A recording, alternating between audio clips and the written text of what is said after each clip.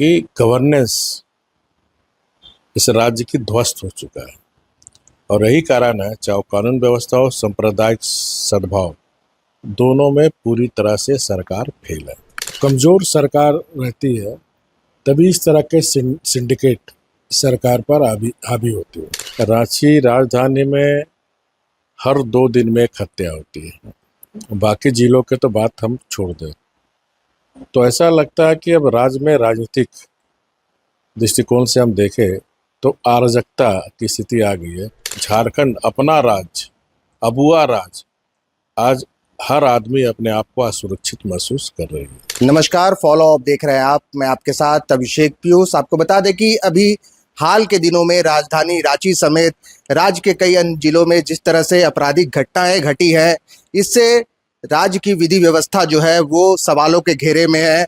कल रांची के काके चौक पर थाने से महज 150 मीटर की दूरी पर जिला परिषद के पूर्व सदस्य भाजपा नेता अनिल महतो उर्फ अनिल टाइगर की अपराधियों ने दिन दहाड़े गोली मारकर हत्या कर दी। आज इस मामले को लेकर के रांची में भाजपा की ओर से बंद बुलाया गया था, जिसके बाद से सड़क से लेकर सदन तक जो है प्रदर्शन होता रहा, अशांत रहा माहौल। इसी बीच झारखंड के पूर्व मुख्यमंत्री उड़ीसा के पूर्व राज्यपाल रघुवर दास जो है ये रांची पहुंचे थे। इन्होंने वहां पर अनिल महतो के पार्थिव शरीर पर श्रद्धा सुमन अर्पित किया और उनके परिवार से मिले, उनके परिवार को ढाढ़स बांधा।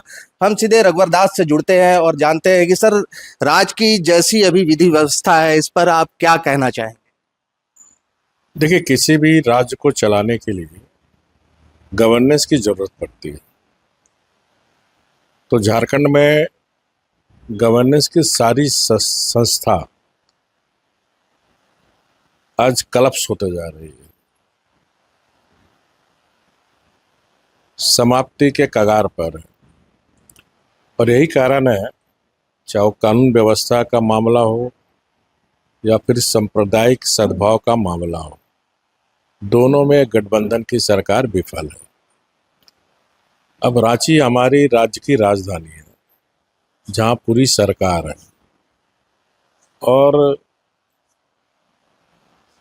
कल विधानसभा भी सेशन था और एक तरफ उसी समय राज्य के डीजीपी भी कानून व्यवस्था को लेकर मीटिंग भी कर रहे थे। इसी बीच दिन दहाड़े जो हमारे पूर्व जिला परिषद के सदस्य अनिल महतो जी, जिसे लोग प्यार से टाइगर के नाम से पुकारते थे, और अभी हाल में ही काके रामनवमी समिति का उनको महावीर मंडल का अध्यक्ष भी नियुक्त किया गया था। अपराधी आकर और थाना से बहुत कम दूरी थी, मैं आज स्पॉट पर भी गया था और दिन दहाड़े उसकी हत्या हो जाती है।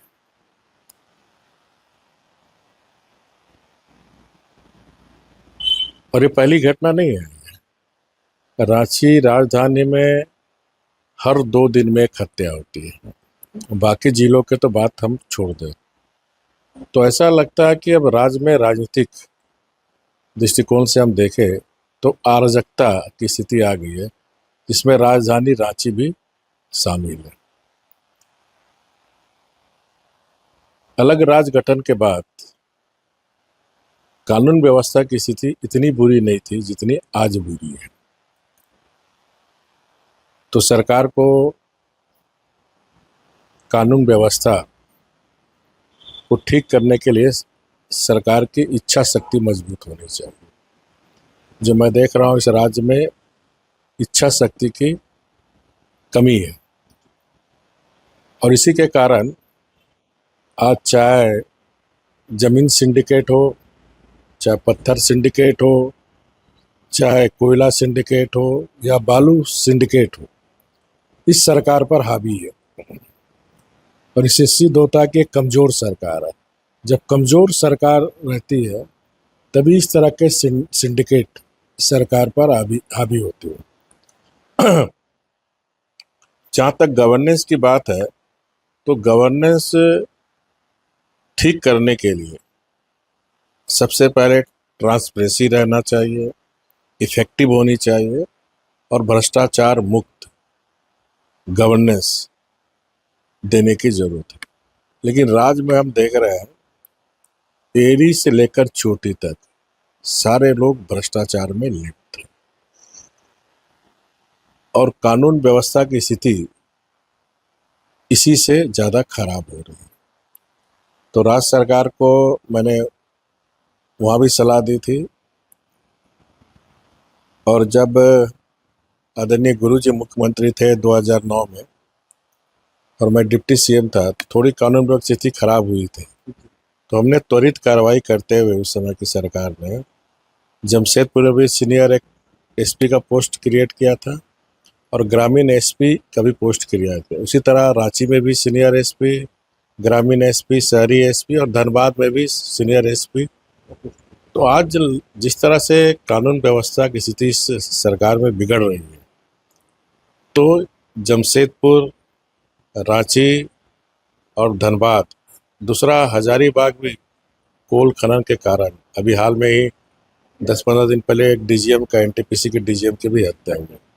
तो आने वाले समय में हजारीबाग कोल माफियाओं के लिए धनबाद बनने जा रहा है। तो ऐसी स्थिति में 4 जगह, और एक अगर हम संथाल में लें तो देवघर को भी, क्योंकि वहाँ राष्ट्रीय अंतर्राष्ट्रीय स्तर के लोग हमारे श्रद्धालु वहाँ पर आते हैं। तो इन जगह पुलिस कमिश्नरी की व्यवस्था हो ताकि राज्य की कानून व्यवस्था स्थिति में सुधार हो सके। इसलिए राज्य सरकार को इच्छा शक्ति मजबूत करते हुए ये 5 जगह पुलिस कमिश्नरी की व्यवस्था करनी चाहिए। सर, एक सवाल और है कि जो रांची में ही देखा जाए तो मार्च के महीने में, शुरुआती महीने में जिस तरह से विपिन मिश्रा जो कोयला व्यापारी थे उनकी हत्या होती है, उसी तरह हजारीबाग में डीजीएम, एनटीपीसी के जो डीजीएम थे उनकी हत्या कर दी जाती है। ऐसे में जो ये ज़्यादातर क्राइम जो है ये ऑर्गेनाइज्ड क्राइम है। 2 तरह के, एक अनऑर्गेनाइज्ड क्राइम की ओर देख सकते हैं, लेकिन ऑर्गेनाइज्ड क्राइम ज़्यादा हो रहा है। लेकिन पुलिस जो है क्राइम के बाद जो है वो अपराधियों की धरपकड़ कर रही है, ना कि क्राइम होने से पहले अपराधियों को जो है उस पर नकेल कसा जा रहा है। इस पर क्या कहना चाहेंगे? मैंने इसीलिए शुरू में कहा ना, यहाँ सिंडिकेट हावी है। तो सिंडिकेट कौन चला रहा है? रांची में जितनी भी हत्या होती है वो जमीन से संबंधित होती है। ये सरकार के भी ध्यान में है, राज्य की जनता का भी ध्यान में है। तो जो जमीन सिंडिकेट है, अब वो गरीब आदिवासी को पता ही नहीं रहता, उसका जमीन बिक जाता है। अब रांची में हालत ये है, सबको अपने जमीन के सामने बोर्ड लगाना पड़ रहा है कि जमीन बिकाऊ नहीं है। ऐसी स्थिति आज रांची राजधानी। तो जो सिंडिकेट का नेक्सस जो बना हुआ, उस पर सरकार को कड़ी कार्रवाई करनी चाहिए। इसलिए मैंने कहा मजबूत इच्छा शक्ति। बिना मजबूत इच्छा शक्ति के ये सिंडिकेट से आप नहीं लड़ सकते। सर, एक सवाल और है कि आज सदन में जो वित्त मंत्री है राधा कृष्ण किशोर, उन्होंने कहा है कि राज्य में वर्तमान में जो कानून व्यवस्था है, ऐसी व्यवस्था जो है ये कभी नहीं थी। वो तो झारखंड की जनता देख रही है। पार्ट 1 माननीय हेमंत सोरेन जी की सरकार और पार्ट 2 में हेमंत सोरेन की सरकार, कितनी हत्या हुई, कितने दंगे हुए। इस झारखंड में भारतीय जनता पार्टी की भी सरकार थी। ये राज्य की जनता देख रही है उस समय कानून व्यवस्था की स्थिति कैसी थी, सांप्रदायिक सद्भाव कैसे है, ये राज्य की जनता देख रही है। झूठ और प्रचार के बल पर आप बड़ी बड़ी बात करके बच नहीं सकते। राज्य की जनता आप देख रही है कि हम झारखंड अपना राज्य, अबुआ राज्य, आज हर आदमी अपने आप को असुरक्षित महसूस कर रही है। जो मंत्री हैं सुदिव्य सोनू, उन्होंने भी एक सवाल सदन में आज उठाया है। उन्होंने कहा कि भाजपा जो है, विपक्ष जो है, ये राज्यवासियों को आपस में लड़ा करके एक तरह से पूरी तरह से सरकार को जो है वो कटघरे में खड़ा करना चाहती है। नहीं, आज जनता सरकार को कटघरे में खड़ा कर रही है। ये हत्या जो हजारीबाग में एनटीपीसी के डीजीएम का किसके राज में हुई? कल जो अनिल महतो और टाइगर की किसके राज में हत्या हुई? लोहरदंगा में 2 बार दंगा हुआ, एक व्यक्ति की मृत्यु हुई, कर्फ्यू लगा, रांची में पुलिस को गोली चलाना पड़ा। होली में आप गिरिडीह की घटना को देख ही रहे हैं। 2 दिन पहले हजारीबाग में मंगला जुलूस पर क्या हुई? तो इसीलिए मैंने शुरू में ही कहा कि गवर्नेंस इस राज्य की ध्वस्त हो चुका है, और यही कारण है चाहे कानून व्यवस्था हो, सांप्रदायिक सद्भाव, दोनों में पूरी तरह से सरकार फेल है। एक आखिरी सवाल ले लेते हैं सर कि अभी हाल ही में रामनवमी, ईद, सरहुल जैसे कई महत्वपूर्ण त्यौहार जो है वो आ रहे हैं। ऐसे में विधि व्यवस्था बनाए रखने के लिए सरकार को, प्रशासन को क्या करना चाहिए? देखिए, तीनों पर्व हमारा महत्वपूर्ण पर्व है। सरहुल भी हमारा महत्वपूर्ण पर्व है, जहाँ हम प्रकृति की पूजा कर दुनिया को संदेश देते हैं। रामनवमी भारतीय संस्कृति के हमारे स्तंभ है। राम हमारे आदर्श है, तो रामनवमी पर्व भी है। और मुस्लिम भाइयों का ईद भी बड़ा पर्व है। तो तीनों पूर्व शांतिपूर्व बीते, आपसी भाईचारा बने रहे, ये सरकार की जिम्मेदारी के साथ साथ समाज की भी जिम्मेदारी है। देखिए, कोई दंगा फसाद नहीं चाहता है, चाहे वो हिंदू हो चाहे मुसलमान हो, लेकिन अक्सरा हम जो घटना घट रही है तो हम पाते हैं कि अल्पसंख्यक समाज के कुछ लोग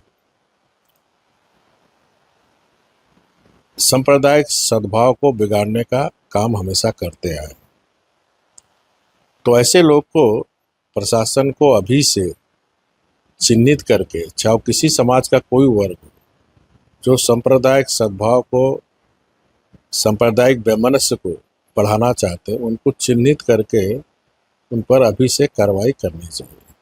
दूसरा, हमें एडवांस प्लानिंग करने की जरूरत है। सरकार के पास काफ़ी एजेंसी है, स्पेशल ब्रांच है, CID है, तो अभी से स्पेशल ब्रांच को अलर्ट करके रखनी चाहिए।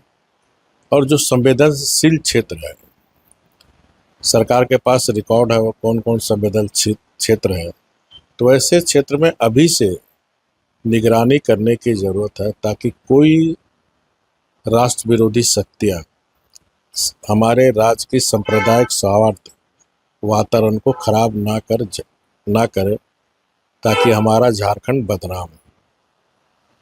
शुक्रिया। अभी हमने रघुवर दास से बात की। इन्होंने राज्य भर के कुल 4 जिलों में कमिश्नरेट बनाने की बात कही है। अब देखना है कि सरकार इस पर क्या निर्णय लेती है। द फॉलो अप के साथ मैं अभिषेक पीयूष, नमस्कार। गोल, जहां 27 वर्षों के सफर में 17,000 से भी अधिक छात्रों ने डॉक्टर एवं इंजीनियर बनकर भरे सफलता की ऊंची उड़ान, जहां साधारण छात्र भी झारखंड टॉपर्स बनकर बना रहे इतिहास। दूरदर्शी शिक्षाविद श्री विपिन सिंह के मार्गदर्शन में मेडिकल एवं इंजीनियरिंग के लाखों छात्रों के लिए आशा की किरण के रूप में गोल, नेशंस लीडिंग इंस्टीट्यूट। बायोम सिर्फ मेडिकल प्रिपरेशन का संस्थान। बायोम से लगातार दूसरी बार नीट यूजी में 700 मार्क्स पार। 10th पास स्टूडेंट्स के लिए फाउंडेशन कोर्स, 11th पास स्टूडेंट्स के लिए फ्रेशर कोर्स और 12th पास स्टूडेंट्स के लिए टारगेट कोर्स 17 अप्रैल से शुरू हो रहे हैं। कॉल 7360066190 और visit Biome, circular road near women's college and Hinoo, Ranchi. thefollowup.in.